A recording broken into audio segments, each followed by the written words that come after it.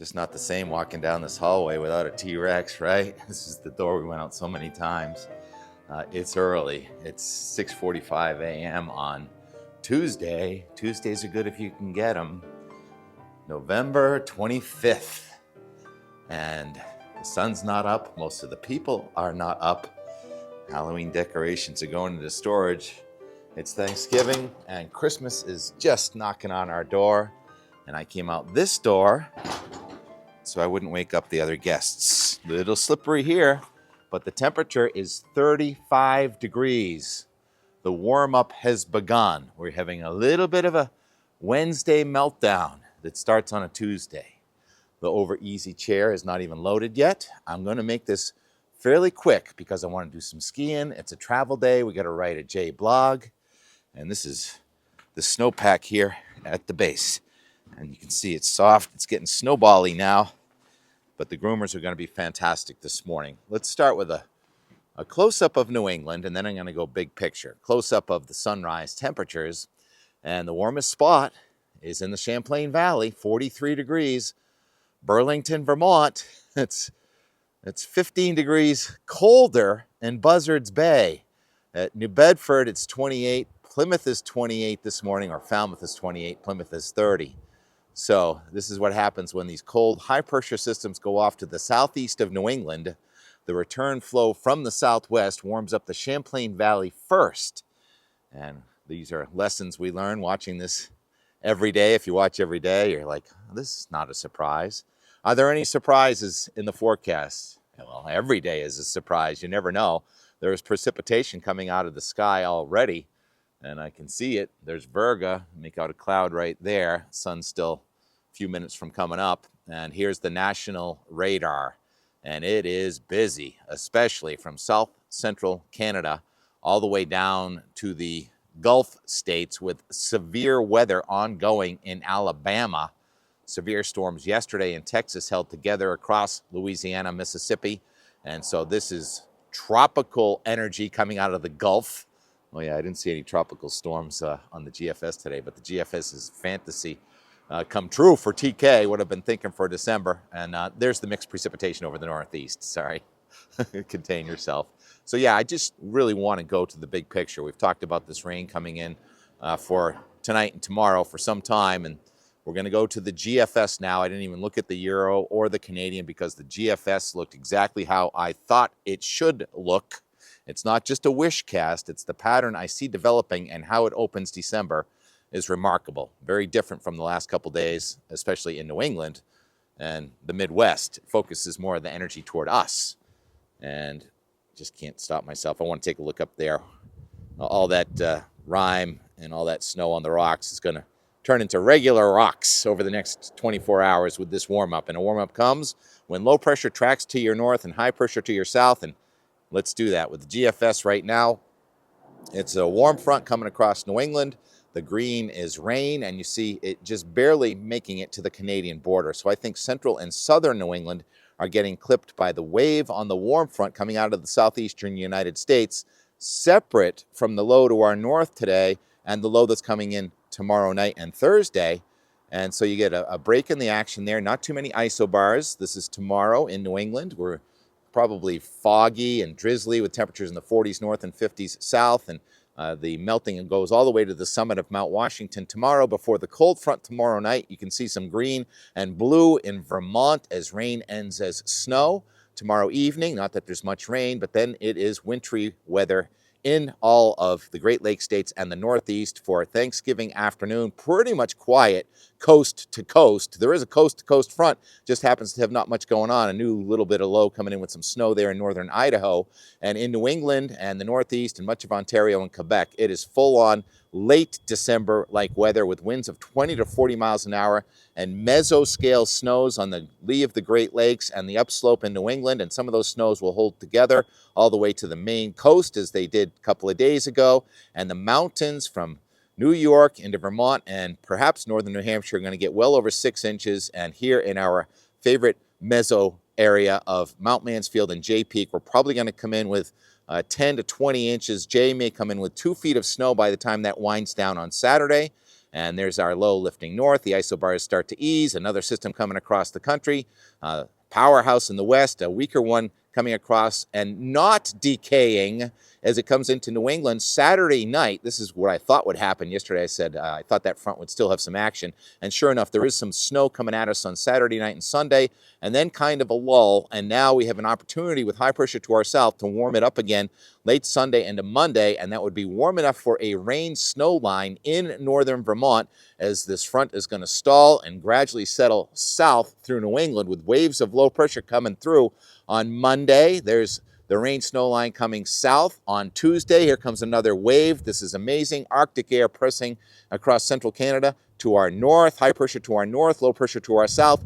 Waves of energy with the rain snow line coming right down to the south coast, Connecticut, Long Island, and Cape Cod. If this GFS is right, it's going to have the ground turn white on Wednesday into Thursday. We're going to take this out now to Thursday at 1 a.m., December 4th. And look at that. It's snowing on Cape Cod, and it's snowing near Los Angeles. Otherwise, most of the country is quiet. I'm trying to get out of the wind. All of a sudden, the wind is just ramping up right here. What's going on? That's warm air advection. All right, I just stepped out of the wind. Yeah, that map. Back to that map. Did I come off the map? It is coast-to-coast front, and there's the, if you look at these thickness lines, you see the 540, the blue line south of New England, and that's Cape Cod frost right there.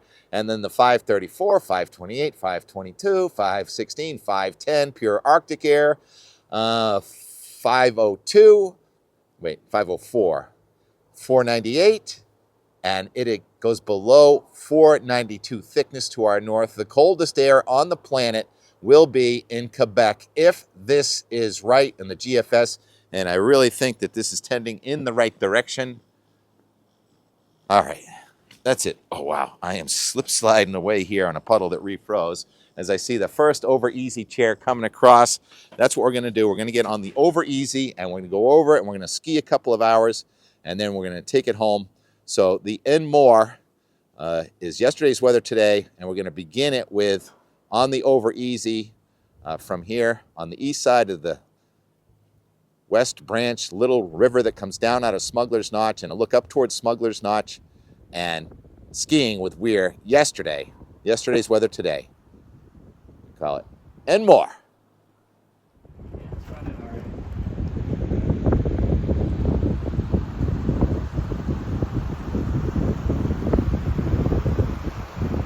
What color is the parking lot? White. Yeah, gotta like that. A few less cars in the weekend. Yeah, a little bit. So pretty. This kind of snow that just kind of stuck to everything with very little wind. 805. Quality check on the atmosphere for now. Some super cool droplets, little snowflakes as it winds down. Is the sun out up top yet? Yeah, it's gonna be Maybe next run. That'd be a feat of strength breaking through that into some blue. I think we're approaching 4,000 feet. 35. Okay. I don't have to see this part of the video. Didn't quite make it. Day is young. Might as well just go skiing instead. Are we near the top? Can you even tell?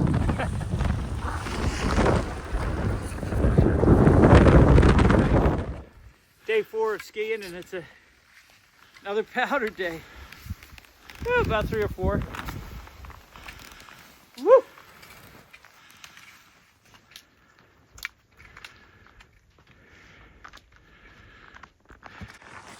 Texture check. Not too shabby. Hello, winter. Mike. Because I explained it early, it was the right one, and it was not right. I tell you what's going here. Just about 9:30. Weir's over there. It's almost the opening bell. He's going to do some trading. And I'm just going to do a little texture check. I love this bin right here because it holds the snow. This is the season's worth of snow. And there's our last, whoops. And there's our last 24 hours right there. And then there's what happened before. Oh, avalanche. So layer after layer. Now you got to realize that the sun hits this too. So in the trees it's different. But this is what I'm talking about with Mother Nature's precise layering system this season. It snows and snows and snows, then rains a little, and then snows and snows and snows. How many times have I said that? And so last night, about 3. Last weekend, and you can see all the different layers of ice going back to Halloween right in there. There is October, probably October 25th or so, I think. And it's still precipitating. That's what I do. Back to work Monday. Time to go inside. Look at the later guidance. The thing about skiing before doing the update is I get the later guidance. And it looks like we may miss a disastrous meltdown here in northern New England. We're just checking on it right now. Okay, I'm gonna make this into something that we might be able to do all season long. I just made a TK science project where I crunched down all the way to that October snow. And you get all the different layers here. Mark your calendar, it's November 24th, and it's been snowing for the most part of a month now. And if you need a drink of water, there's a nice one, dual. And it's just about lunchtime, and Weir is back. Did you see the sun up top? No, but I did say late morning or early afternoon that we could have a little undercast. Oh, really? So we have to go up to the top of the mountain for and more. I just saw the sun. The snow has fallen off the roof. We do have a web camera up there, so check that web camera. Ah, the sun is out. There's a hole anyway. It's kind of behind me, but the roof has been shedding snow. And very pretty. Let's get back out there, Weir. Actually, why don't you get back out there and send me some video? Thanks. 3:15, melting off the roof, but freezing on the rails. And the sky did clear up enough that Weir got up to the top and had a bit of an undercast. Good job, Weir. Thanks for representing. Never had a doubt. You're wicked smart, and I learned everything I know from you. Except for how to get in shape for skiing top to bottom on opening weekend, day 4. Look at that.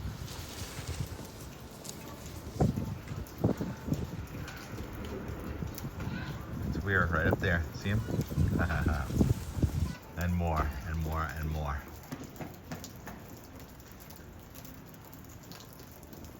Don't have the legs to get up there myself. So thanks for representing, Weir.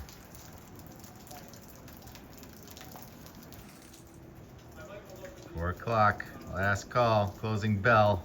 Weir on the chair. There is the sun.